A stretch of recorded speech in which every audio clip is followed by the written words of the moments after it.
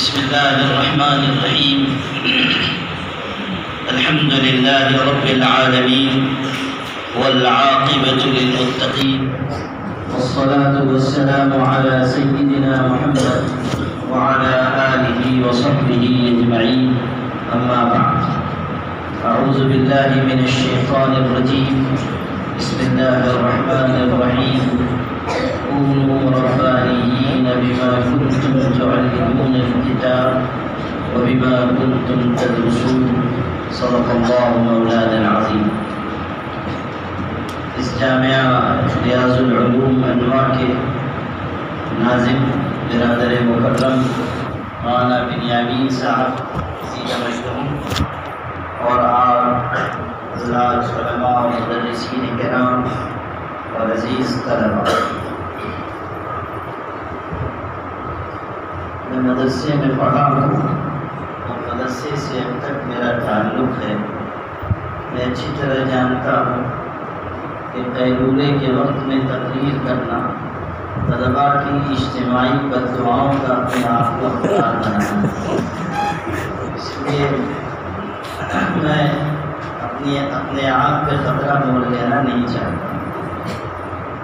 اگر یہاں اساتذہ کرام اور آپ کے جامعہ کے منتظمین کا اصرار تھا کہ میں یہاں حاضر ہو جاؤں اور تھوڑی دیر اپنے عزیز بچوں سے بات کروں، اس لیے میں حاضر ہو گیا. کوشش کروں گا کہ میں آدھے گھنٹے آپ حضرات سے ڈسکس کروں اور اس کے بعد چھٹی لے لوں. چھٹی لے لوں اس لیے کہہ رہا ہوں کہ اس میں جملہ محذوف ہے کہ آپ کو چھٹی دے دوں. یہ بات بھی مجھے پسند آئی کہ یہاں کے عزیز طلباء کاپی اور قلم لے کر بیٹھے ہیں، گویا کہ انہیں یہ تہذیب سکھائی گئی ہے کہ باتیں محفوظ کرنی چاہیے، اور یہ طلب علم کا وہ انداز ہے جو ہمارے بڑوں اور بزرگوں میں ہوا کرتا ہے. اور یہ ہدایت ہمیں دی گئی ہے کہ یا بنی قید العلم بالکتاب، لکھ کر علم کو محفوظ کر دیا.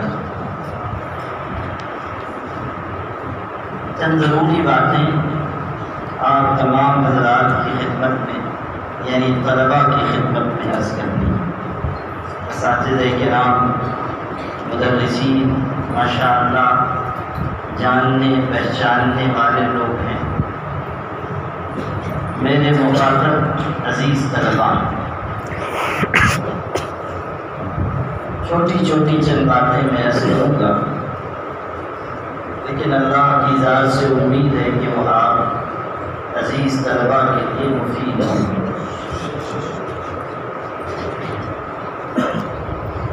سب سے پہلی بات جو سمجھنے کی ہے وہ یہ کہ آپ اس روئے زمین پر دین کی خدمت اور حصول علم کے لیے اللہ کا انتخاب، اللہ نے آپ کو چنا ہے. میرے والد صاحب رحمۃ اللہ علیہ یہ بات فرماتے تھے کہ اللہ دنیا ان کو بھی دیتا ہے جن کو پسند کرتا ہے، اور دنیا ان کو بھی دیتا ہے جن کو ناپسند کرتا ہے. بلکہ اگر گہرا مشاہدہ ہو تو یہ بات سمجھ میں آتی ہے کہ جو ناپسندیدہ ہیں دنیا ان کے پاس زیادہ ہے. کافر ہیں، مشرک ہیں، دنیا کے اسباب وسائل سونے چاندی کے ذخائر سیم و زر کے ذخیرے ان کے پاس زیادہ ہیں. بات کہنے کی تو نہیں تھی، لیکن اقبال نے شکوہ کر ہی دیا کہ رحمتیں تیری اغیار کی کاشانوں پر برق گرتی ہے تو بیچارے مسلمانوں.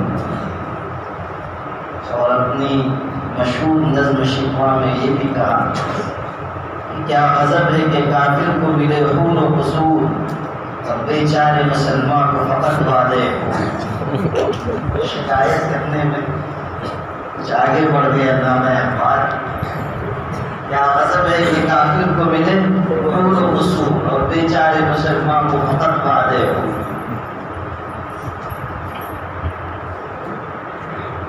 وہ شعر غالب کا یاد آ گیا کہ وعدے پور کہتا ہے وہ تو علامہ اقبال کی طرح کا دیندار نہیں تھا، وہ تو 4 جوتے آگے انسان تھا۔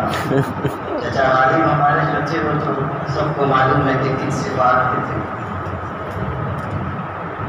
ایک دفعہ بادشاہ کے یہاں گئے، رمضان گزرا تھا، عید کی مبارکباد دینے کے، روزہ تو رکھتے تھے نہیں، تو بادشاہ نے پوچھ لیا کہ مرزا صاحب کتنے روزے رکھے؟ وہ بھی جانتے تھے کہ انتہار کیا ہے، تو پوچھا کتنے روزے رکھے؟ غالب پہ کیسا حاضر جواب تھا، کہنے لگا حضور بس ایک نہیں رکھا، ایک نہیں رکھا۔ بات سمجھیے، ذہانت ایک نہیں رکھا کہ ایک مفہوم یہ ہو سکتا ہے کہ 28-29 رکھے، ایک نہیں رکھا، اور ایک نہیں رکھا کا مطلب ایک بھی نہیں رکھا، سمجھے نا؟ حاضر جوابی بہت اچھی چیز ہے، آدمی کے اندر ہونی چاہیے، اس لیے کہ کبھی گاڑی اٹکتی ہے تو حاضر جوابی سے انسان چھوٹ جاتا ہے۔ مہاراجا رنجیت سنگھ تھا، اس کے یہاں ایک بڑے عالم درباری تھے اور بادشاہ بڑی قدر کرتا تھا۔ تو ایک دن گیا، یہ گئے عالم تو وہ بیٹھ کے مالا جپ رہا تھا، بادشاہ مالا جپ رہا تھا اور دانے باہر گرا رہا، ان کے طریقے کے مطابق ہم لوگ پڑھتے ہیں تو دانے اندر کھینچتے ہیں۔ تو بادشاہ کی نظر پڑی مہاراجا رنجیت سنگھ کی، تو مولانا سے کہنے لگا کہ جی جناب یہ بتائیے کہ یہ جو دانے باہر پھینکے جاتے ہیں یہ طریقہ زیادہ اچھا ہے یا اندر جو کھینچے جاتے ہیں وہ زیادہ اچھا ہے؟ اب آپ سوچئے کتنی نازک صورت حال، اگر کہیں گے کہ آپ کا طریقہ صحیح ہے تو ان کی اہانت ہو، اور اگر کہیں کہ ہمارا طریقہ صحیح ہے تو بادشاہ غصے میں آ جائے گا۔ حاضر جوابی سے انہوں نے کام لیا، انہوں نے کہا کہ بادشاہ سلامت، جلب خیر کے لیے اندر کھینچنا بہتر ہے، دفع شر کے لیے باہر پھینکنا، دفع شر کے لیے باہر پھینکنا، یعنی خیر حاصل کرنا ہو تو اندر کھینچیے اور شر کو دفع کرنا ہو تو باہر پھینکیے۔ بات نب گئی اور دونوں کی بات رہ گئی۔ حاضر جوابی بڑی خوبصورت تھی، بات نکلی ہے تو ایک اور قصہ سن لیجیے۔ طلبہ ہوتے ہیں تو بات سے بات یاد آتی ہے، الشیء بالشیء یذکر۔ ہارون الرشید بڑا عالم اور حاضر جواب تھا اور مختلف فنون میں اس کو مہارت حاصل تھی۔ کہتا ہے کہ زندگی میں مجھ کو کبھی کوئی لاجواب نہیں کر سکتا، لیکن 3 لوگوں نے مجھ کو لاجواب کیا۔ اس کے ایک وزیر کا انتقال ہو گیا تھا، والدہ تھی وہ بہت رو رہی تھی، بادشاہ تعزیت کے لیے گیا تو اس نے کہا کہ خالہ جان مت روئیے، آپ کا بیٹا بڑا نیک تھا، شریف تھا، اور یقیناً آپ کے لیے بہت بڑے صدمے کی بات ہے، لیکن بیٹا چلا گیا تو کیا ہوا، آپ مجھ کو اپنا بیٹا سمجھیں، آپ مجھ کو اپنا بیٹا خیال کریں۔ تو وہ ماں اور رو پڑی اور اس نے کہا کہ میں اس بیٹے کی وفات پر کیوں نہ غم مناؤں جس کے مرنے پر تجھ جیسا بیٹا ملا، اس بیٹے کے غم میں کیوں نہ آنسو بہاؤں جس کے مرنے پر تجھ جیسا بیٹا ملا۔ بادشاہ کہتا ہے میں لاجواب ہوں۔ دوسرا موقع آیا کہ ایک شخص نے اس کے زمانے میں دعویٰ کیا کہ میں موسیٰ ہوں، صرف نبوت کا دعویٰ نہیں کیا، موسیٰ ہونے کا دعویٰ۔ بادشاہ نے طلب کر دیا اور کہا کہ سنا ہے کہ تم مدعی نبوت ہو اور موسیٰ اپنے آپ کو کہتے ہو؟ کہا جی ہاں۔ کہا موسیٰ کے پاس تو بہت معجزات تھے، تمہارے پاس کیا ہے؟ تو اس مدعی نبوت نے کہا کہ موسیٰ نے معجزات اس وقت دکھائے تھے جب فرعون نے کہا تھا انا ربکم الاعلیٰ، تم بھی کہہ دو میں بھی بتا دیتا ہوں۔ بادشاہ کو پھنسا دیا، تم بھی کہو انا ربکم الاعلیٰ تو میں دکھا دیتا ہوں۔ تیسرا واقعہ کہا کہ کسی علاقے میں کسی کو گورنر بنا کر ہارون الرشید نے بھیجا، وہ آدمی نامعقول قسم کا تھا۔ کچھ دن کے بعد اس علاقے کے لوگ آئے شکایت لے کر کہ آپ کا گورنر ٹھیک نہیں ہے، بہت ستاتا ہے، آپ اس کو تبدیل کیجیے۔ ہارون الرشید نے کہا ارے وہ تو بہت اچھا آدمی ہے، میں نے بہت چن کر بھیجا ہے تمہارے یہاں، بڑا شریف ہے، اچھی صفات والا ہے۔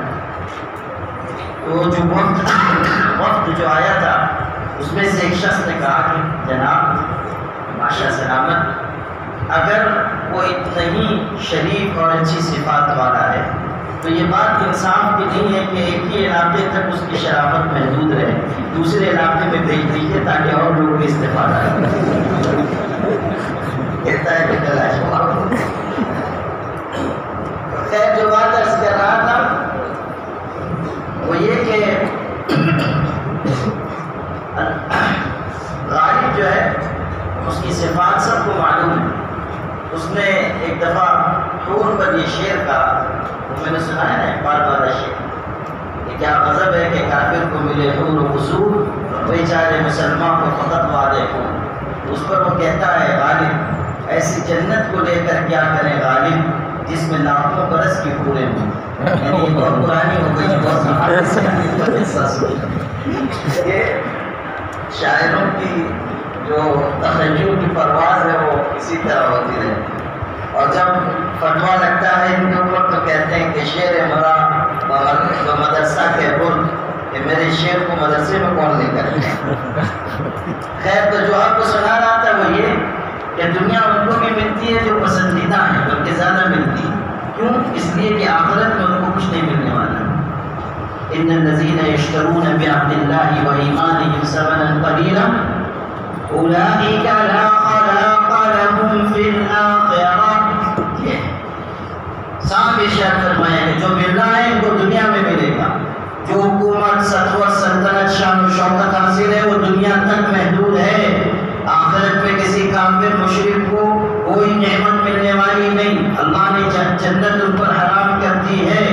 إِنَّهُ مَن يُشْرِكْ بِاللَّهِ فَقَدْ حَرَّمَ اللَّهُ عَلَيْهِ الْجَنَّةَ وَمَأْوَاهُ النَّارُ۔ ارشاد ہوا کہ مشرک پر جنت حرام ہے اور دوزخ اس کا ٹھکانہ ہے۔ بڑے سے بڑا بادشاہ ہو اور بڑے سے بڑا مال و زر والا ہو، تخت و تاج والا ہو، وہ جنت میں نہیں جا سکتا اگر ایمان اس کے اندر موجود نہیں ہے۔ صاف اعلان کیا ہے، بڑے سے بڑا بادشاہ بھی ہوگا آخرت میں اس کو کچھ ملنے والا نہیں۔ لا خلاق لهم فی الآخرہ۔ تو اللہ تعالیٰ آخرت میں صرف ان کو نوازے گا جو مومن، پسندیدہ صفات والے بھی دنیا سے نوازے جا رہے ہیں اور ناپسندیدہ صفات والے۔ اب سننا، اور یہ بات حدیث میں بھی آئی ہے، دنیا اللہ ان کو بھی دیتا ہے جن کو پسند کرتا ہے اور جن کو ناپسند کرتا ہے، مگر اللہ دین اور علم دین صرف ان کو عطا کرتا ہے جن کو پسند کرتا ہے۔ یہ بات ہے، دین اور علم دین صرف ان کو ملے گا جن کو اللہ منتخب کرے گا۔ امام احمد ابن حنبل رحمۃ اللہ علیہ جو 4 اماموں میں سے ایک اور ان کی استقامت کے لحاظ سے تاریخ اسلام میں بے نظیر ہے۔ صدائے حق میں مولانا ابوالکلام آزاد نے لکھا ہے کہ فتنہ خلق قرآن کے مسئلے میں ان کو اتنا مارا گیا کہ جس جلاد نے ان کو کوڑے لگائے وہ کہتا تھا کہ اگر اپنے کوڑے میں کسی حاضی کو بھی مارتا تو وہ مر جاتا۔ اتنی سزا انہوں نے رائے حق میں برداشت کی، اور ایسی مشقت سے جب ان کے اوپر وہ آزمائش آنے والی تھی تو ان کے استاد امام شافعی نے خواب دیکھا، حضور اکرم صلی اللہ علیہ وسلم کی زیارت ہوئی، حضور نے فرمایا احمد کو میرا سلام کہنا اور ان سے کہہ دینا کہ ایک آزمائش ان پر آنے والی ہے، ثابت قدم ہے۔ امام شافعی استاد ہے امام احمد بن حنبل، اور امام شافعی نے اپنے ایک شاگرد کو بلا کر کہا کہ احمد کو یہ خواب بھی جا کر سنا دو اور پیغام بھی بتا دو۔ وہ سفر کر کے آئے، امام احمد سے ملاقات کی اور کہا استاد نے بھیجا ہے اور یہ پیغام ہے اور خواب ہے اور روح ہے۔ حضور صلی اللہ علیہ وسلم کا سلام اور پیغام سن کر رو پڑے، اور یہ چونکہ یہ خوشخبری کی بات تھی اور اس زمانے میں خوشخبری سنانے والے کو کچھ انعام دیا جاتا تھا۔ حضرت امام احمد بن حنبل نے اپنا کرتا اتارا اور فرمایا قسم بخدا میرے پاس تم کو دینے کے لیے کوئی چیز موجود نہیں ہے، بس یہ کرتا لے لو۔ چنانچہ اپنا کرتا دے دیا۔ وہ واپس لوٹے امام شافعی کے پاس گئے تو امام شافعی نے پوچھا کہ کیا ہوا احمد، کیسا احترام کا رشتہ تھا۔ عزیز بچوں اس کو سمجھو کہ کیسا احترام کا اور اکرام کا رشتہ ہے طالب علم میں اور استاد میں، کیسا ایک جوڑ، ایک رابطہ امام شافعی استاد ہیں، وہ اتنے بڑے ہیں، اور امام احمد بن حنبل شاگرد ہیں اور امام وقت۔ امام احمد بن حنبل کے بارے میں امام شافعی نے پوچھا اپنے شاگرد سے کہ احمد نے یہ خواب سن کر کیا کہا؟ انہوں نے نقل کیا اور یہ بھی بتایا کہ اپنا کرتا انہوں نے اتار کر دیا ہے۔ تو امام احمد بن حنبل رحمۃ اللہ علیہ کی کیسی عظمت ان کے استاد امام شافعی کے دل میں تھی۔ فرمایا کہ کرتا احمد نے تم کو دیا ہے، اس لیے میں تم سے مانگتا نہیں، لیکن اس کرتے کو کسی پانی کے برتن میں بھگو دو، رات بھر بھیگا رہنے دینا، صبح اس کا غسالہ جو پانی ہوگا کرتے کا جس میں ڈبایا جائے گا وہ پانی لے کر آ جانا، ہم برکت کے طور پر استعمال کریں گے۔ احمد کو بولتا ہے، آپ غور کیجیے، امام شافعی خود امام وقت ہیں، استاذ ہیں، لیکن اپنے شاگرد کا یہ احترام کیا۔ ہماری درسگاہوں کی تہذیب اور روایت احترام کی، عزت کی، ایک دوسرے سے اخلاص برتنے کی۔ خیر جو بات عرض کرنی تھی وہ یہ کہ امام احمد بن حنبل رحمۃ اللہ علیہ کا جب وصال ہوا اور تاریخ اسلام کا بے نظیر جنازہ اٹھا، ایک روایت میں کہ 13 لاکھ اور ایک روایت میں 30 لاکھ اتنے افراد ان کے جنازے میں شریک ہوئے، اور بادشاہ وقت نے قاعدہ دیا، 20,000 یہودیوں اور عیسائیوں نے ان کے جنازے کو دیکھ کر اسلام قبول کیا۔ انتقال کے بعد کسی نے ان کو خواب میں دیکھا، پوچھا کہ حضرت کیا ہوا؟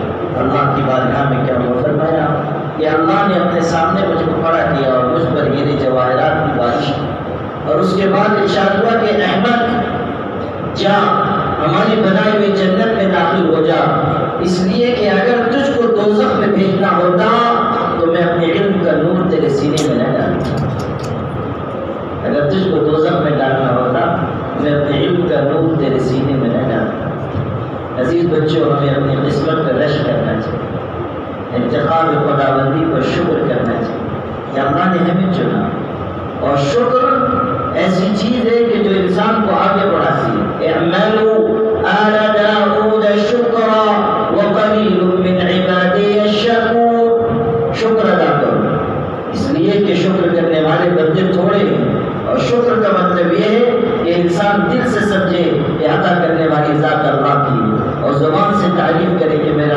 اللہ تیرا احسان ہے، اور نعمت کو اس کے محل میں استعمال کرے، یہ حقیقت شکر۔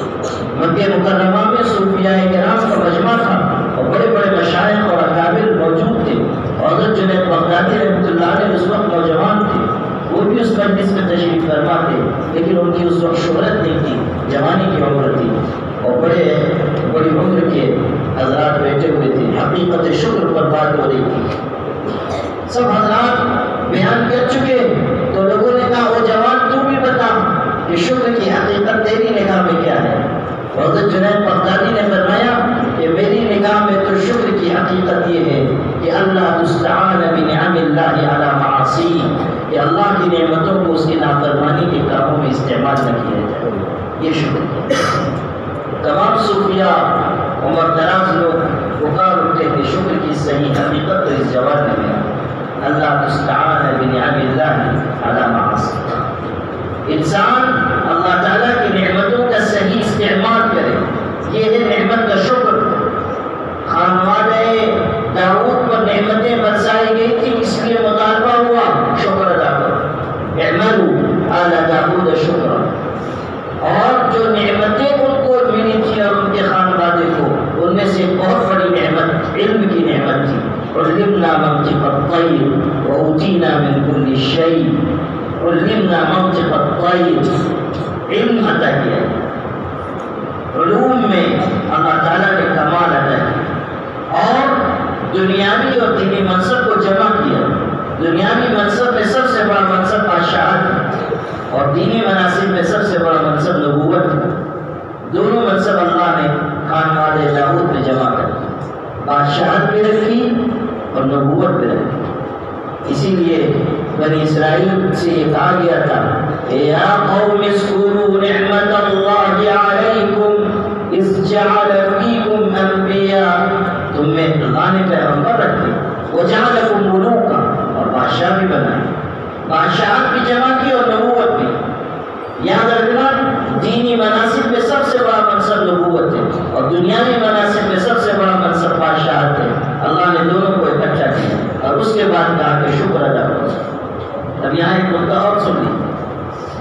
علم سے رہنور کیا گیا، اور انبیاء اپنے زمانے میں سب سے زیادہ صاحب علم ہوتے ہیں، لیکن حدود غائب ہوا، تلاش کی گئی، مختصر کر کے بتاتے ہیں، حدود غائب ہوا، تلاش کی گئی، اور تلاش کرنے کے بعد حضرت سلیمان علیہ السلام کو غصہ آ گیا۔ اچھا، کبھی آپ حضرات نے پتہ نہیں غور کیا کہ نہیں، جو ہمارے دور حدیث کے بچے ہیں یا اونچی جماعتوں کی، کبھی آپ نے غور کیا کہ اتنی بڑی سلطنت میں حدودیت کی تلاش کیوں ہوئی تھی حضرت سلیمان علیہ السلام؟ اتنی بڑی سلطنت تھی، یہاں تو ہم لوگ 700 بچوں کی حاضری لیتے لیتے تھک جاتے ہیں، تو وہاں تو بہت بڑی سلطنت تھی۔ اصل بات یہ تھی کہ حدود سے حضرت سلیمان یہ کام لیتے تھے کہ جب ان کو وضو کرنا ہوتا تھا اور وہ سفر کے دوران ہوتے تھے اور پانی نہیں ملتا تھا، تو حدود سے یہ خدمت دی جاتی تھی کہ وہ بتاتا تھا کہ زمین میں یہاں پانی ہے، یہاں کوڑیے تو پانی نکلے گا۔ حدود کو اللہ نے بہت تیز بصارت دی ہے، بہت تیز نظر ہے۔ حضرت عبداللہ ابن عباس سے اسی آیت کی تفسیر میں ابن کثیر نے نقل کیا ہے کہ حدود سے کسی نے پوچھا کہ تمہاری نگاہ اتنی تیز ہے کہ تم زمین کے اندر موجود پانی کو دیکھ لیتے ہو، لیکن جب شکاری جال بچھاتا ہے تو وہ جال تم کو نظر نہیں آتا، اس میں آ کے تم پھنس جاتے ہو۔ تو اس نے کتنا خوبصورت جواب دیا، کہا اذا جاء القدر عمی البصر، جب تقدیر آ جاتی ہے تو پھر انسان کی آنکھیں اندھی ہو جاتی ہیں۔ جب تقدیر آتی ہے تو تدبیر دھری رہ جاتی ہے۔ تو حدود کی تلاش اس لیے ہوئی تھی کہ حضرت سفر میں تھے اور وضو کے لیے پانی نہیں تھا، تو کہا کہ حدود کو بلاؤ ذرا دیکھیے کہ کہاں ہے پانی۔ اور جب حدود کو تلاش کیا گیا تو حضرت غائب تھے۔ تو اس کے بعد پھر کہا کہ اگر وہ کوئی عذر معقول نہیں پیش کرے گا تو ذبح کر سخت سزا ہوگا، اس لیے کہ ضرورت تھی، ضرورت کے وقت آدمی غائب ہے۔ جیسے ناظم صاحب کو غصہ آ جاتا ہے جب کوئی استاد وقت پہ حاضر نہ ہو یا کسی کو کام دیا اور وہ غائب ہو جائے، اس لیے کہ وہ ذمہ دار ہے، منتظم ہے، اس کے اوپر یہ اثر ہوگا کہ بھائی کام بگڑے گا۔ حضرت سلیمان علیہ السلام کو بھی ناراضی ہوئی، اسی لیے اتنے سخت الفاظ قرآن میں۔ پھر جب حدود آیا تو کیا ہوا؟ اب دیکھیے حدود کی زبانی کیا کہلوایا جا رہا ہے قرآن میں، انی احطت بما لم تحط به وجئتک من سبأ بنبأ یقین۔ یہاں صرف اتنا نقطہ آپ کے سامنے واضح کرنا ہے کہ علم و دولت ہے جو حدود جیسے چھوٹے پرندے کو بھی یہ ہمت بخشتی ہے کہ وہ بادشاہ وقت اور نبی وقت کے سامنے اس لب و لہجے میں بات کرے کہ میں وہ جانتا ہوں جو آپ نہیں جانتے۔ انی احطت بما لم تحط، میرے پاس علم ہے جس کی آپ کو خبر نہیں۔ اس لب و لہجے میں گفتگو وہ کرے گا جو علوم سے مالا مال۔ اللہ نے قرآن میں جو واقعہ بیان کیا ہے اس کا سب سے خوبصورت پہلو علم کی عظمت۔ آپ قرآن کی آیتوں کو اس نقطۂ نظر سے بھی دیکھا کیجیے کہ کون سا پہلو بیان کیا جاتا ہے۔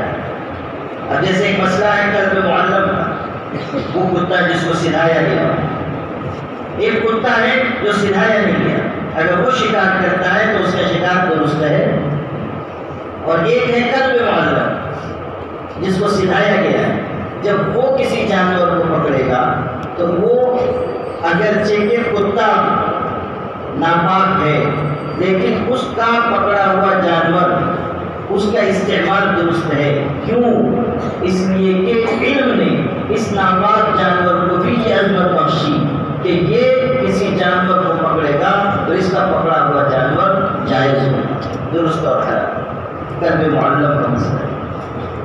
قرآن مجید میں جہاں آیا ہے سورہ مائدہ میں، ان آیتوں کو پڑھ لیجیے گا جب پھر غور سے یہ سمجھنے کی بات ہے کہ کس کس طرح علم کی عظمت اور اہمیت بیان کی جا رہی ہے۔ ارشاد ہوا شہید اللہ انہ لا الہ الا هو والملائکۃ واولو العلم قائما بالقسط لا الہ الا هو العزیز الحکیم۔ اللہ کی گواہی فرشتوں کی اور اہل علم کی۔ مفسرین نے لکھا ہے اللہ نے اپنی ذات اور فرشتوں کی جماعت کے ساتھ اہل علم کو بیان فرما کر بتا دیا کہ کائنات میں افضل ترین لوگ علم والے لوگ، اپنی ذات اور فرشتوں کی جماعت کے ساتھ اقتران ہوا ان کا جو اہل علم ہے۔ اور ابن عباس رضی اللہ تعالیٰ عنہما سے نقل کیا گیا کہ یہ درجات صرف دنیا میں نہیں آخرت میں بھی، یرفع اللہ الذین آمنوا منکم والذین اوتوا العلم درجہ، اور اس میں روایت بیان کی کہ جنتی دو قسم کے ہوں گے، ایک صاحب علم اور ایک عامی جنتی، اور صاحب علم اور عامی جنتی کے درمیان درجات کا فرق ہوگا۔ ایک روایت میں 100 درجے ہوں گے، ایک روایت میں 700 درجے ہوں گے، اور درجے ایسے نہیں کہ ایک سیڑھی پہ قدم رکھا اور دوسری سیڑھی پہ قدم رکھا۔ ارشاد فرمایا بین کل درجتین مسیرۃ 500 عام، ہر دو درجوں کے درمیان 500 سال کا فاصلہ ہوگا۔ آپ غور کیجیے کہ علماء کو خدا تعالیٰ جنت میں کتنا اونچا مقام ہے، مسیرۃ 500 عام۔ مولویوں سے وہاں بھی لوگوں کو چھٹی نہیں ہے۔ روایت میں ہے کہ اللہ تعالیٰ اہل جنت سے پوچھے گا کہ تم کو اور کچھ چاہیے، تو کہیں گے سب مل چکا، کس کی تمنا کی؟ کہے گا کہ ایک نعمت باقی ہے، ایک نعمت باقی ہے۔ لوگ کہیں گے وہ کیا؟ ارشاد ہوگا اہل علم سے پوچھے، اہل علم سے۔ یہ روایت خاص طریقے پر ان کو سنانی چاہیے جو بیچارے مولویوں سے بگڑتے ہیں، تاکہ ان کو یہ پتہ چل جائے کہ ہم سے چھٹکارا کہیں نہیں۔ صرف اتنا نہیں ہے کہ آپ کا جنازہ ہم نے پڑھا دیا اور چھٹی ہوگی، اوپر بھی ملاقات ہونے والی ہے، اور وہاں بھی ہمارے پاس کسی نہ کسی مسئلے میں آنا پڑے گا۔ بعض لوگ ہوتے ہیں مولویوں سے ان کو بڑی قدورت ہوتی ہے، مولوی کو دیکھ لیتے ہیں تو ان کو بخار آ جاتا ہے۔ ہاں، ہم لوگ تو پورے ملک میں جاتے ہیں نا، مسلمانوں میں بھی ایسے لوگ ملتے ہیں جن کو مولویوں سے بڑی راحت محسوس ہوتی ہے۔ وہ سمجھتے ہیں یہ سب ملامتی طبقہ ہے، مولوی ملامتی طبقہ ہے۔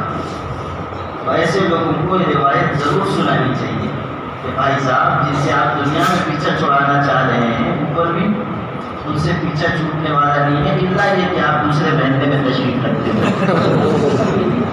تو کوئی بات نہیں، تو کوئی بات نہیں ہے۔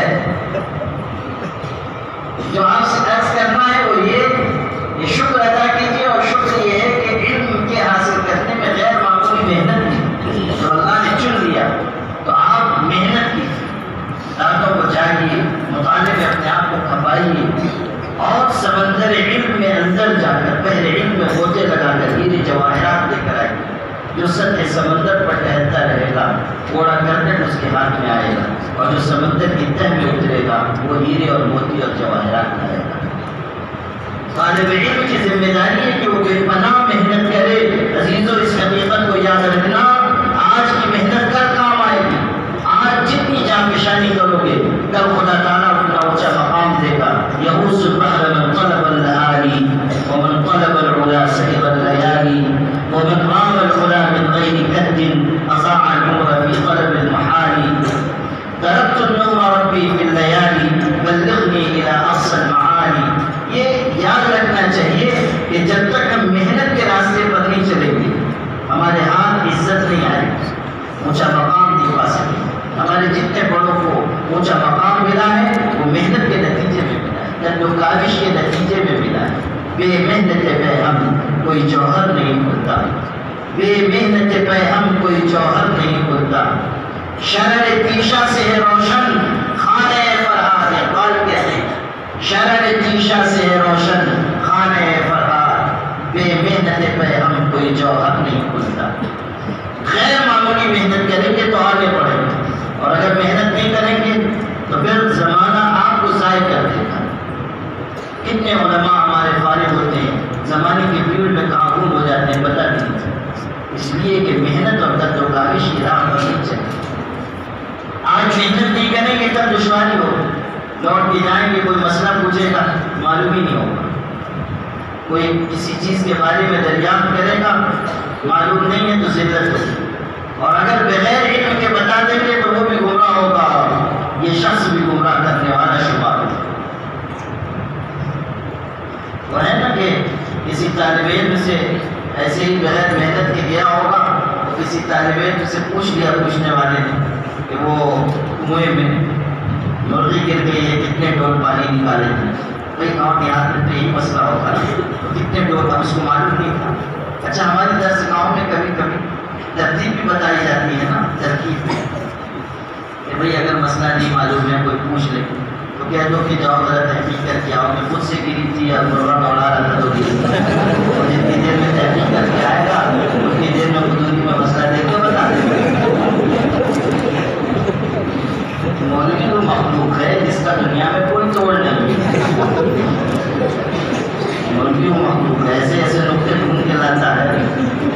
ہے نا کہ یہودی سے کسی یہودی نے مولوی سے کنواں بھیجا تھا، اور چند دن کے بعد ملاقات ہو گئی، تو یہودی نے کہا کہ مولوی صاحب جو کنواں میں نے بیچا تھا، میں نے صرف کنواں بیچا تھا، پانی نہیں بیچا تھا، سودا صرف کنویں کا ہوا، پانی آپ استعمال نہیں کر سکتے۔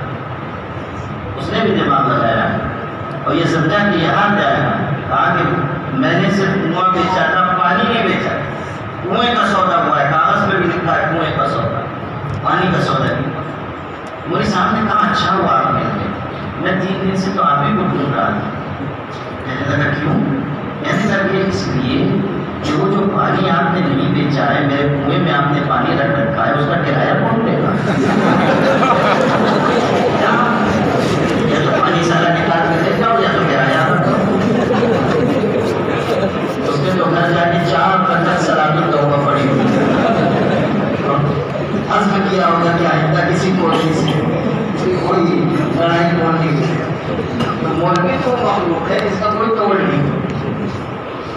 تو ہم کو بتایا گیا، لیکن کبھی کبھی دشواری ہو جائے، دشواری اسی مسئلے میں میرے والد صاحب نے سنایا تھا، پوچھ لیا اس نے کہ مرغی گھر کے یہ کیا کیا جائے، تو اس نے بھی ترکیب لڑائی، مسئلہ یاد تھا، اس نے کہا کہ مرغی گندی تھی یا صاف ستھری، تو سامنے والا بھی بڑا ذہین تھا، اس نے کہا کہ میری صاحب تو بالکل صاف ستھری تھی، وضو کر کے غسل کر کے استعمال کر کے